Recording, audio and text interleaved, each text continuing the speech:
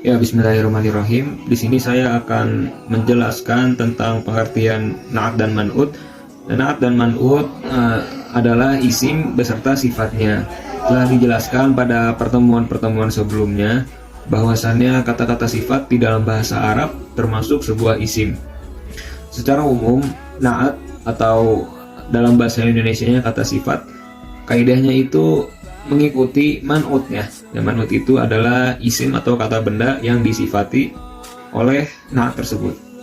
Nah, ini tuh na'atnya itu mengikuti dalam hal jenis mudzakkar atau muannasnya, terus dalam hal jumlah di sini ada mufrad, mutsanna dan jamak. Mufrad itu adalah bentuk kalimat tunggal, bentuk kata tunggal, terus mutsanna itu bentuk kata dua, dan jamak itu kata yang lebih dari 3. Dan yang terakhir dalam hal ma'rifah atau nakirohnya. Nah, kalau ma'rifah ini adalah suatu kata yang telah kita ketahui maknanya, dan nakiroh ini yang masih gamblang atau masih global. Dan yang terakhir dalam hal i'rab. I'rab itu adalah harokat akhir pada sebuah kata, ya baik itu harokat dhammah, fathah ataupun kasroh. Ya, sebagaimana yang telah saya sebutkan sebelumnya, bahwasannya na'at itu merupakan kata sifat dan dia merupakan isim. Adapun man'ut itu adalah kata benda yang disifati. Nah, maka dari itu untuk hal harokat, terus hal keadaannya, keadaan global ataupun terperinci, terus keadaan i'rabnya, na'at dan man'ut ini harus sama. Nah, untuk lebih jelasnya lagi, saya akan mencontohkannya sesuai dengan masing-masing keadaannya. Contoh yang pertama itu adalah contoh na'at man'ut dalam keadaan rofa. Rofa ini bisa kita artikan adalah dhammah, ya, dalam keadaan dhammah. Saya akan memberikan satu contoh kalimat. Qoma Zaidun jamilun. Qoma artinya berdiri, Zaidun artinya Zaid, jamilun artinya tampan. Jadi kalau kita gabungin itu artinya Zaid yang tampan itu sedang berdiri. Yang tampan itu merupakan kata sifat dan Zaid adalah yang disifatinya. Maka untuk maka untuk jamilun itu merupakan na'at dan Zaid merupakan man'utnya. Karena ini harokat akhirnya itu dhammatain, maka man'ut dan na'atnya harus sama keduanya. Nah, jadi Zaidun jamilun itu dalam contoh rofa atau dhammah. Lalu ada juga dalam contoh na'at man'ut dalam keadaan nasab. Nasab itu adalah fathah. Nah, saya akan memberikan salah satu contoh. Huwa yashtari kitaban jadidan li jasabihi. Huwa yashtari, dia membeli kitaban jadidan, buku yang baru, li jasabihi, untuk dirinya sendiri. Nah, kita perhatikan di sini kata sifatnya itu adalah yang baru dan kata yang disifatinya itu adalah buku. Maka untuk na'atnya itu adalah jadidan, dan untuk man'utnya itu atau yang disifatinya itu adalah kitaban. Nah, ini na'at dan man'utnya itu dalam keadaan maf'ulun bih atau dalam keadaan sebuah objek. Maka harokatnya fathah dan na'atnya itu mengikuti man'ut. Kalau man'utnya fathah berarti na'atnya juga fathah. Jadi kalau yang pertama itu contohnya dhammah, yang kedua ini contohnya fathah, ya. Jadi kitaban jadidan itu untuk contoh fathahnya. Nah, lalu saya akan memberikan contoh kalimat na'at man'ut dalam keadaan kasroh.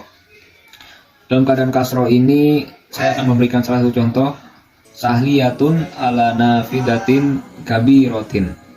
Cicak itu sedang ada di atas jendela yang besar. Nah, jendela ini merupakan kata yang disifati dan yang besar itu merupakan kata sifatnya. Kalau kita perhatikan, na'at dan man'ut di sini harokatnya itu adalah kasroh, karena sebelumnya itu bertemu dengan huruf jar. Huruf jarnya itu adalah ala, huruf ala. sahliyatun ala nafidatin kabirotin. Nah, jadi pada intinya kalau misalnya manutnya itu domah, maka naatnya juga harus domah. Kalau manutnya fathah, berarti naatnya juga harus fathah. Dan kalau manutnya kasroh, maka naatnya juga harus kasroh. Jadi pada intinya naat itu terbentuk, harokat terakhir naat itu terbentuk dari isim sebelumnya atau dari manutnya, seperti itu.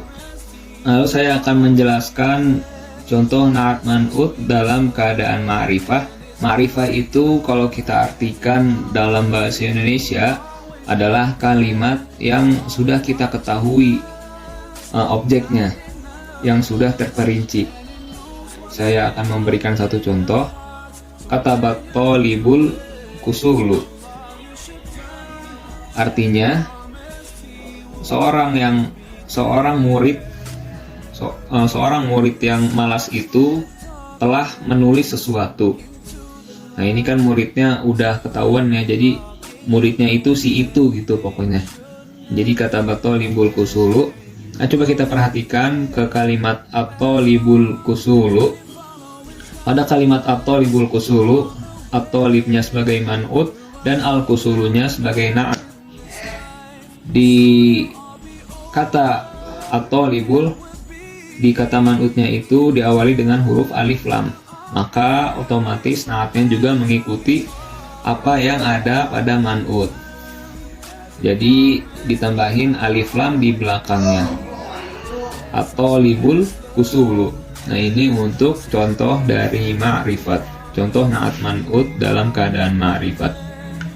Dan yang terakhir ada contoh naat man'ut dalam keadaan nakiroh. Nakiroh itu kalau di dalam bahasa Indonesia artinya kalimat tersebut itu masih global, ya masih gamblang, belum jelas pelakunya. Saya akan memberikan salah satu contoh kalimatnya. Ra'aitu masjidan jamilan. Nah, sebelum saya artikan, bisa kita perhatikan bahwasannya antara nakiroh dan ma'rifah itu ada sebuah perbedaan. Ya, kalau ma'rifah itu suatu katanya diawali dengan huruf alif lam, sedangkan nakiroh itu tidak ada alif lamnya, akan tetapi diganti dengan harokat yang sifatnya dua ya, yang tain, entah itu fathatain, dhammatain maupun kasrotain. Nah, dalam konteks kalimat ra'aitu masjidan jamilan, ini naatnya ini berharokat fathatain ya, karena sebagai maf'ulun bih atau objek. Ra'aitu masjidan jamilan artinya itu saya telah melihat masjid yang sangat besar. Nah, masjidnya ini masih gamblang ya, entah itu Masjid Al-Ikhlas, Masjid As-Solihin, Masjid Al-Ihsan atau masjid mana aja, tapi intinya masjidnya itu masih gamblang, masih belum jelas. Makanya dia tidak ditambahkan alif lam di kata sebelumnya. Kalau kita perhatikan pada man'utnya itu masjidan, itu tidak ada alif lam, maka otomatis naatnya juga mengikuti apa yang ada di man'ut. Nah, jadi naatnya tidak menggunakan alif lam juga. Terus man'utnya itu menggunakan fathatain, maka otomatis naatnya menggunakan fathatain juga. Ra'aitu masjidan jamilan. Nah, seperti itu kira-kira contoh dari naat man'ut berdasarkan keadaan-keadaannya. Untuk lebih jelas lagi, teman-teman saya akan menjelaskan pembahasan tentang naat dan man'ut. Kepada teman-teman saya, kami persilahkan. Kaidah dan bentuk naat dan man'ut. Syarat terbentuknya naat dan man'ut. Naat dan man'ut bisa dikatakan sebagai saudara kembar yang harus memiliki kesamaan dalam 4 hal. Adapun keempat hal tersebut, yang pertama adalah memiliki i'rab yang sama. I'rab adalah salah satu aspek yang ada di dalam bahasa Arab yang mengatur mengenai perubahan harokat pada setiap akhir kalimat yang disesuaikan dengan amil yang memasukinya. Contoh, Ro'aitu amirul adila, yang artinya saya melihat pemimpin yang adil. Pada kalimat tersebut, baik naat maupun man'ut sama-sama memiliki i'rab mansub atau fathah, atau dibaca nasab karena memiliki tanda nasab yaitu fathah. Yang kedua, memiliki gender yang sama. Di dalam bahasa Arab, satu kata yang sama dapat disusun oleh huruf yang berbeda, tergantung dengan gender dari amil yang memasukinya. Yang dimaksud amil itu adalah orang yang menjadi pelaku atau objek dari kalimat. Gender dalam bahasa Arab hanya terbagi menjadi dua, yaitu muzakkar atau laki-laki dan muannats perempuan. Contoh kalimatnya adalah hadoro tolibu nazaha, yang artinya seorang siswa yang rajin itu sudah hadir. Jika kita perhatikan pada contoh kalimat tersebut, naat maupun man'utnya memiliki sifat muzakkar yang menyatakan laki-laki. Yang ketiga, memiliki jumlah yang sama. Selain berdasarkan gendernya, suatu kata di dalam bahasa Arab dapat disusun oleh huruf yang berbeda pula berdasarkan jumlahnya, yang kemudian digolongkan kepada isim mufrad atau berjumlah satu, isim mutsana berjumlah dua, dan juga isim jamak atau berjumlah banyak. Contohnya yaitu ja'a tolibu nazaha, yang artinya satu siswa yang rajin. Yang keempat adalah memiliki ma'rifat dan nakiroh yang sama. Yang dimaksud dengan ma'rifat adalah suatu isim atau kata benda yang sudah tentu atau khusus, berbeda dengan nakiroh yang merupakan kebalikannya, yaitu adalah isim yang umum dan tidak secara khusus menunjuk kepada sesuatu. Contohnya yaitu za'a tolibun nazihun, yang artinya seseorang siswa yang rajin telah tiba. Pada contoh kalimat tersebut, dapat sahabat muslim sekalian lihat bahwa baik naat dan man'utnya merupakan isim nakiroh atau yang masih memiliki arti umum, di mana hal tersebut ditandai dengan naat dan man'ut tersebut dibaca tanwin. Bentuk naat dan man'ut. Naat ditinjau dari bentuknya terbagi menjadi tiga, yaitu naat mufrad atau berbentuk satu, naat jumlah atau berbentuk kalimat, dan yang terakhir naat syib al-jumlah, yaitu berbentuk menyerupai kalimat. Yang pertama, contoh dari naat mufrad, al-ashhadu hayawanun muftarisun, yang artinya singa adalah hewan yang buas. Contoh dari naat jumlah, yuftarisu li asyadi hayawanun, yang artinya singa adalah hewan yang bersifat buas. Kata yuftarisu adalah naat yang berupa fi'il mudhari, yang otomatis dia adalah sebuah kalimat karena fi'il di dalamnya sudah ada kata kerja atau predikat dan juga subjek. Adapun contoh dari naat sibhul jumlah adalah ingda bukaihi absorotu toflan, yang artinya saya melihat seseorang balita ketika ia sedang menangis. Kata ingda bukaihi adalah merupakan sibhul jumlah atau yang menyerupai kalimat, karena ia sebenarnya adalah rangkaian kata penjelas yang tidak memiliki susunan predikat dan subjek yang tidak utuh. Baik, di sini saya akan menjelaskan tentang macam-macam naat dan man'ut. Naat itu terbagi menjadi dua bagian. Yang pertama ada naat yang ditinjau dari segi amalnya, dan yang kedua ada naat yang ditinjau dari segi jenis kalimatnya. Yang pertama itu ada naat yang ditinjau dari segi amalnya, terbagi menjadi dua bagian. Yang pertama itu ada naat hakiki, dan yang kedua ada naat sababi. Apa itu naat hakiki? Naat hakiki adalah naat yang merofakkan isim domir mustatir atau isim domir yang disimpan, yang mempunyai fungsi yaitu kembali kepada man'utnya. Contohnya seperti lafaz ja'a zaidun al-aqilu, telah datang Zaid yang berakal. Nah, kata al-aqilu itu sebenarnya mempunyai isim domir atau kata ganti yang dirofakan oleh kata al-aqilu tersebut, yang mempunyai fungsi kembali kepada man'utnya yaitu Zaid.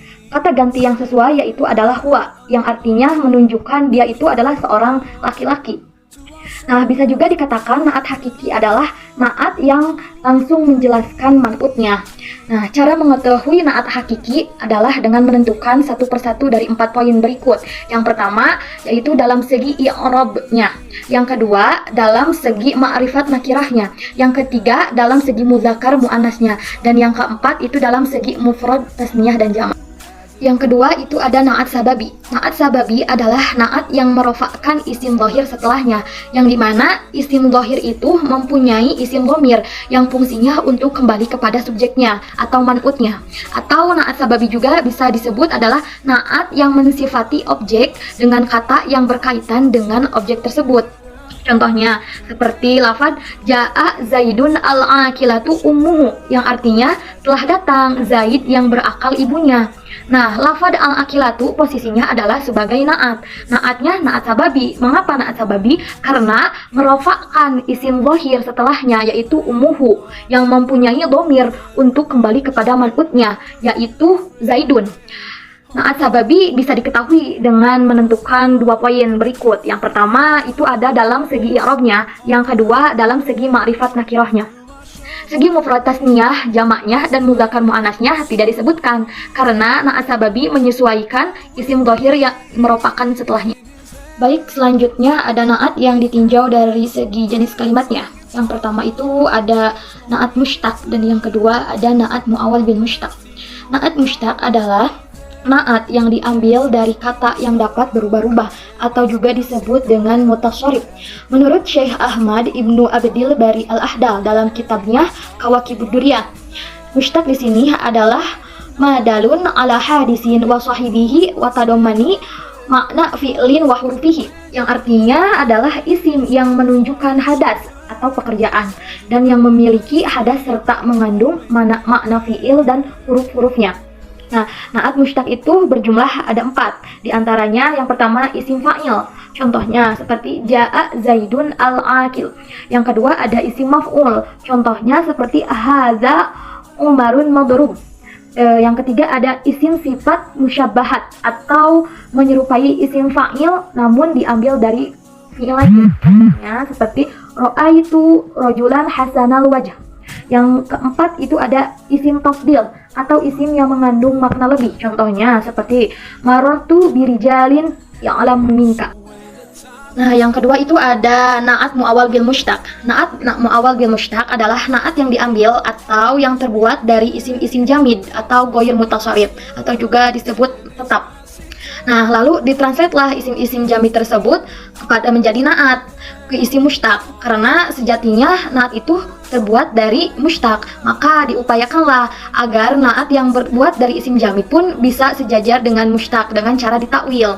Nah, na'at mu'awwal bil mushtaq itu ada 6. Di antaranya yang pertama itu ada isim isyarah.